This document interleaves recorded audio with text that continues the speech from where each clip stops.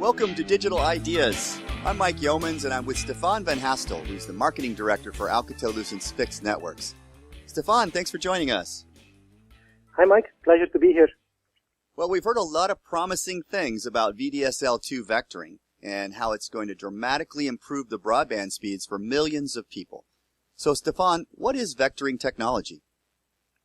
Well, with vectoring, service providers can deliver up to 100 megabits per second over a normal DSL line.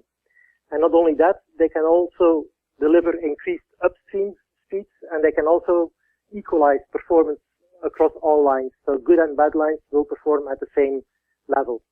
Now, vectoring works by removing the background noise or the crosstalk from DSL lines, much like noise cancellation headphones work. Of course, that sounds very simple, but in a complex technology like DSL with multiple frequencies, this is actually a very complex technology. All right, so yeah, I've heard too that it's really complex technology. So does it really work as advertised? Oh, absolutely. We've done numerous field trials, more than 40 all around the world, and we achieve consistently good results. We achieve 100 megabits per second downstream, 40 megabits per second upstream. And just to be clear, when we say complex technology, this doesn't mean that it's difficult to deploy. It's just that it took a lot of smarts and a lot of engineering to develop it, but we made it as easy as possible for operators to deploy it.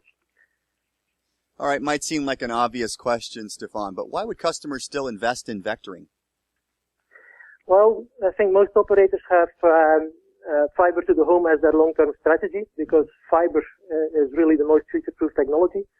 But deploying new fiber infrastructure requires significant investment and significant time to deploy. And we all know we want bandwidth now. We don't want to wait for it as consumers.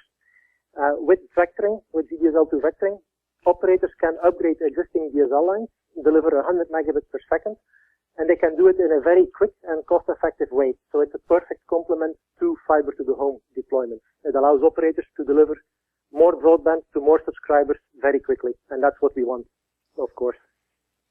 All right, so you mentioned more than 40 trials, but who is doing vectoring today?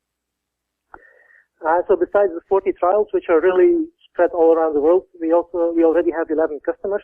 Belgacom in Belgium and Telecom Austria are two examples, and our customers also are spread over the world. So we have a number of customers in Europe, we have customers in Latin America, in the Middle East. So it's really taking off. I mean, maybe a misconception is that, vectoring is more for Europe and North America. Is that true? Well, that's indeed a misconception because there's a lot of VDSL in Europe and North America. So VDSL vectoring is an obvious next step. But the business case for vectoring is really so attractive that operators all around the world are looking at vectoring to complement their fiber to the home rollout. Stefan, thanks again for your time today.